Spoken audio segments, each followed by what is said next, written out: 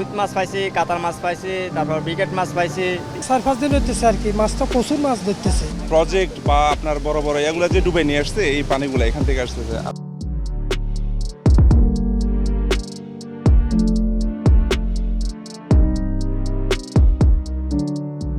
এখানে যা আছে সবগুলো আসে, যেগুলো ফুল মাছ ছিল এখানে সবগুলোতে মানে রেডি মাছ।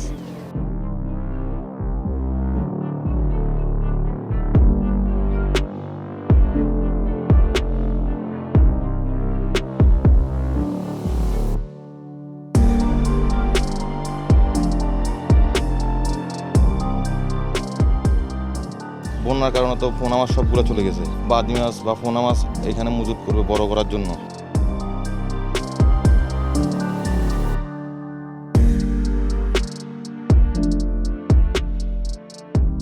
ক্ষতিটা এমনভাবে হয়েছে, এটা সহজে মানুষের ধরেন যে 1-2 বছরে মনে হয় পূরণ হবে না। এগুলা সব কিছু করে যায়, এক একজনের মানে ক্ষতির পরিমাণটা বিশাল অবস্থা।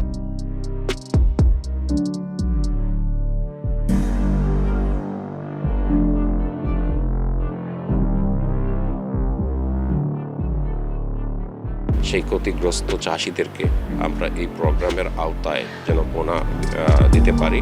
উন্মুক্ত জলাশয়ে পোনা ছাড়ার জন্য আমাদের মৎস্য অধিদপ্তর থেকে প্রতি বছরই একটা কার্যক্রম থাকে এবং আমাদের কর্তৃপক্ষ নিশ্চয়ই সেটা বিবেচনা করবেন আশা করি।